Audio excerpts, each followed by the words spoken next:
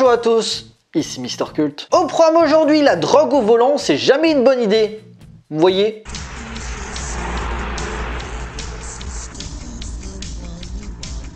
C'est mon tour. Tu pourrais apprendre les bonnes manières, connard! Donne-moi ça. J'ai dit c'est mon tour.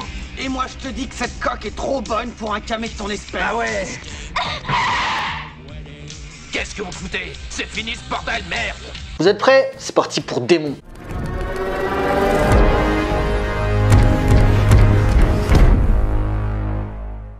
Alors, Démon ou Demoni en VO est un film d'horreur italien sorti en 1985 et réalisé par Lamberto Bava. Né en 1944 à Rome, Lamberto Bava est le petit-fils d'Eugenio Bava, un réalisateur qui a œuvré au début du siècle dernier, mais surtout, il est le fils du célèbre Mario Bava, l'un des grands maîtres du cinéma fantastique italien et principal investigateur du giallo. Pendant une bonne dizaine d'années, Lamberto suit les traces de son père en étant assistant réalisateur pour certains de ses films, que ce soit Opération Peur, Danger Diabolique ou encore La Maison de l'Exorcisme. En 1979, il se lance dans la réalisation en co-réalisant avec son père le téléfilm horrifique La Vénus d'Île qui obtient un joli succès. Cependant, l'année 1980 va marquer un tournant dans sa carrière aussi bien positif que négatif. Cette année-là, il met en scène son premier film solo, Baiser macabre, apportant son expérience pour proposer une œuvre à l'atmosphère morbide sur la perte de l'innocence où le thème de l'amour se conjugue à la nécrophilie. Un film choc qui assoit directement la réputation du cinéaste dans le genre horrifique. Malheureusement, il perd également son père qui décède d'une crise cardiaque alors qu'il préparait un film de science-fiction. Dès lors, c'est un autre maître de l'horreur italienne qui va le prendre sous son aile en la personne du maestro Dario Argento. Après avoir été l'assistant de ce dernier pour Inferno et Ténèbres, Lamberto revient à la réalisation avec deux œuvres bien bises dans l'esprit. La Maison de la Terreur en 1983, pur giallo qui revient aux fondamentaux alors que le genre commence à s'essouffler. À la base prévu pour être une mini-série en 4 épisodes, toutes les chaînes de télé ont refusé de le diffuser à cause de sa violence graphique très forte. Une œuvre à la beauté formelle malgré le peu de moyens mis à disposition, mais qui a le mérite de mettre en image des mises à mort bien cruelles et inventives. Et le monstre de l'Océan Rouge en 1984, bon gros nanar aquatique continuant de surfer sur le succès des Dents de la Mer, ce qui se faisait beaucoup en Italie durant la décennie. Un film novateur cartonné, paf, les Italiens en faisaient des copies plus ou moins inspirées. Un film de monstre fun et bien gore qui fera plaisir aux amateurs. Enfin, je crois. A noter que pour certains de ses films, quand il est pas très fier du résultat, il est nommé sous le pseudonyme John Hode Jr. Après s'être occupé du film du jour, sa dernière partie de carrière sera assez anecdotique, travaillant en grande partie pour la télévision. On peut malgré tout citer quelques œuvres qui sortent du lot. Deux Amants diaboliques en 1987, un thriller horrifique très efficace. La Maison de l'Ogre en 1988, on y viendra plus tard. Ou encore s'être occupé de plusieurs épisodes de la série culte italienne La Caverne de la Rose d'Or, adaptée de plusieurs contes fantastiques et qui a eu beaucoup de succès durant les années 90. Il reviendra au cinéma très furtivement avec deux films assez oubliables, The Torturer en 2005 et Ghost Son en 2007. Aujourd'hui, il mène une vie paisible, éloigné du monde du cinéma et pouvant se consacrer à son autre passion, la littérature. En effet, en 2014, il fait ses débuts d'écrivain avec le roman d'horreur Seuls les vampires pour nous, en attendant de voir s'il va continuer dans cette voie ou s'il va profiter de sa retraite bien méritée. Cependant, il revient derrière la caméra en 2018 avec un film d'horreur assez ambitieux, Twins, où il dirige Gérard Depardieu et David Hallyday. Hélas, le film traîne dans les tiroirs et on n'a toujours pas de date de sortie. Être le fils d'eux est souvent un fardeau assez difficile à porter, surtout quand son géniteur est un cinéaste reconnu dans le milieu. Mais Lamberto Bava a su tracer sa propre voie, alors même qu'on l'a associé au déclin du cinéma fantastique italien dans l'esprit de certains connaisseurs, dont il revendique l'héritage. Une accusation assez injuste, car certes la majorité de sa filmographie sont des films d'exploitation, donc des films de commande, où souvent la qualité artistique est mise au second plan tant que ça ramène de la thune. Lamberto Bava l'a toujours fait avec un vrai respect des codes et un savoir-faire dû en grande partie aux maîtres qui l'ont accompagné. Bien sûr, il n'a jamais eu la prétention d'être meilleur que son père et son œuvre a très peu de chances d'être évaluée, mais à défaut d'avoir révolutionné le fantastique transalpin, il compte parmi les derniers grands passionnés du cinéma de genre à l'italienne qui aura marqué bon nombre de cinéphiles durant sa période dorée et ça, on pourra pas lui enlever. Mais revenons dans les années 80, étant un yes man plutôt efficace, Dario Argento lui donne l'occasion de passer un cap dans sa carrière en produisant son film suivant pour prouver qu'il n'est pas juste là parce que c'est le fils de Mario Bava, mais le futur du cinéma fantastique italien. Une œuvre somme qui deviendra son plus gros succès, démontrant sa capacité à s'adapter aux attentes d'un grand metteur en scène à travers une invasion spectaculaire de créatures maléfiques dans un cinéma. Ainsi sort en 1985 Démon. L'histoire, invitée à l'avant-première d'un film d'horreur, des spectateurs sont amenés à découvrir l'œuvre au Métropole, un vieux cinéma aux allures lugubres, réouvert exprès pour l'occasion. Mais dès le début de la projection, des événements atroces se produisent. En effet, une jeune femme se transforme en démon et commence à propager l'infection dans l'endroit, une situation qui empire quand les survivants découvrent que les issues sont bloquées. À travers un grand nombre de talents derrière le projet, Démon dépose une mise en abîme très bien exploitée où ce qui se passe à l'écran est voué à se reproduire sur nos personnages, permettant aux spectateurs de s'identifier plus facilement et ainsi doubler l'effet de terreur. Un film pas exempt de défauts, cumulant certaines erreurs de mise en scène. Le cinéaste a beau se transcender ici, on ne devient pas parfait cinématographiquement parlant du jour au lendemain, reste que ce démon, par sa générosité horrifique et son gore à outrance, s'impose comme, et c'est mérité, comme l'un des derniers gros succès de l'horreur Made in Italia.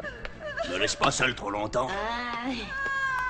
À travers des pauvres spectateurs qui deviennent possédés par une force maléfique, autant par une jeune s'étant blessée par un accessoire exposé dans le hall du cinéma, que en parallèle les événements qui se déroulent durant le film transposés à l'écran, Démon propose une horreur aux influences aussi bien américaines, on sent dans le design des créateurs que Evil Dead est passé par là, qu'italienne par ses délires gore à la Lucio Fulci. Copieur appliqué, Lamberto Bava applique la recette du film catastrophe avec en premier lieu une présentation des différents personnages, l'irruption de la menace, ici les prophéties diaboliques d'un ouvrage de Nostradamus, la confrontation au danger et enfin le thème de la survie pour se défendre des assauts et trouver une issue au bâtiment.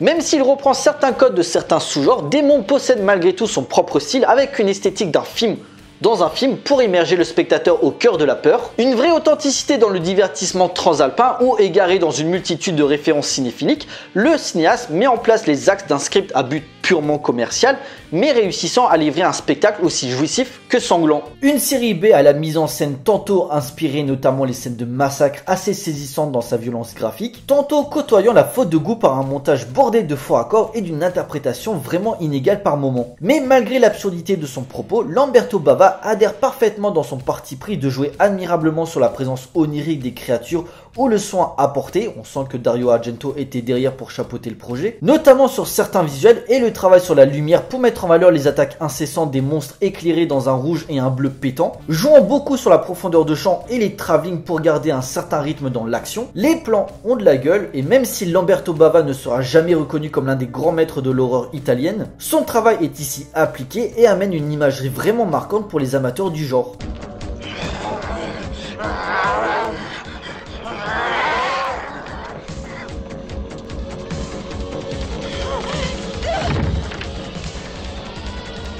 Une histoire simple, plus prétexte à une déferlante de gore, mais une œuvre décomplexée sur le traitement du gore, énucléation, éviscération, arrachage de membres, bref, un bon délire gonzo bien vénère. Le tout accentué par la musique virevoltante de Claudio Simonetti, le claviériste du célèbre groupe Goblin, qui s'était occupé des BO de Suspiria et Dawn of the Dead, rien que ça vaut le détour. Une vraie générosité dans l'outrance, où la contamination se propage à vitesse grand V par le fait qu'une simple morsure ou griffure engendre directement chez la personne une transformation démoniaque. Surtout que niveau effets spéciaux, Démon traverse plutôt bien les affres du temps, notamment l'efficacité des maquillages signé Sergio Stivaletti, qui travaillera plus tard sur certains films de Dario Argento et Michele Soavi, notamment Opera, La Chiesa ou encore De la Morte et de la Mort.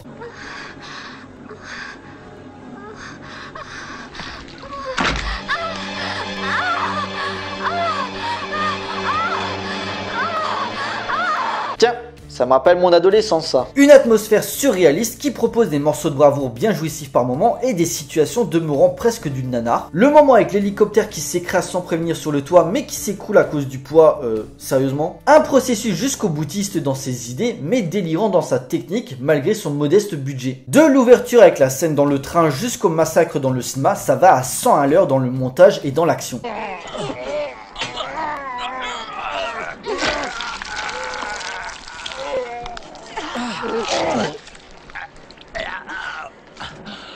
Ok, Démon est un film qui n'est pas souvent cohérent et qui reprend des recettes déjà établies, mais Lamberto Bava n'a jamais eu la prétention d'égaler son père. Il trace son propre chemin et il nous délivre ici un film d'horreur rythmé, sans temps mort dans l'action et disposant d'un casting pas toujours impliqué, mais attachant. Urbano Barberini, Natasha Ové et Bobby Rhodes en tête. A noter que Vincent Price devait tenir un rôle secondaire, celui de l'aveugle, mais l'acteur n'était pas libre au moment du tournage.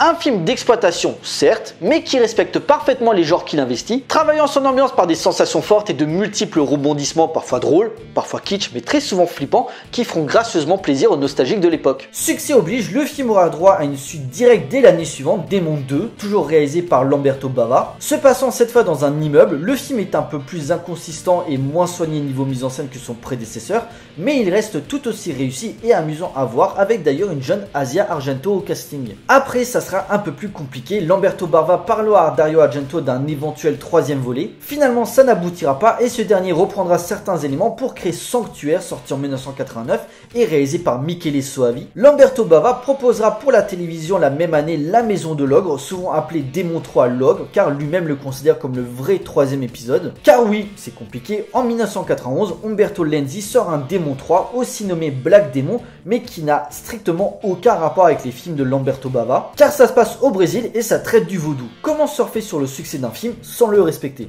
Vous avez la réponse. Tony, Ouais. t'as vu ça? Il se passe la même chose dans le film. Ah, t'inquiète, c'est de la merde ce film.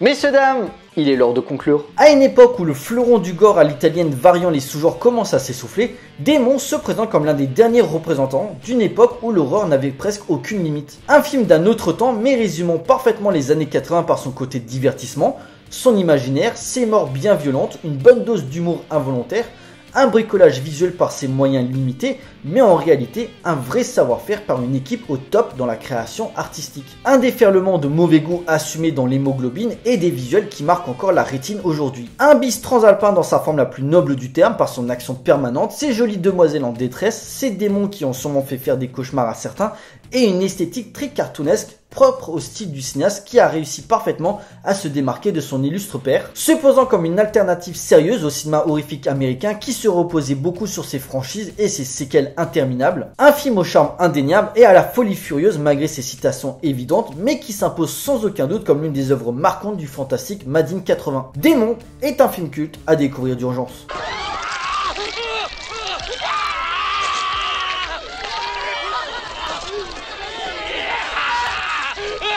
Voilà, cet épisode est à présent terminé, j'espère qu'il vous a plu. Donc Démon, un film à voir ou à revoir si ce n'est pas encore fait. Si vous aimez les bis italiens old school bien trash et dégueulasses, jetez-vous dessus. Pour nous, on se retrouve pour une prochaine vidéo, d'ici là portez-vous bien, allez voir des films, ciao.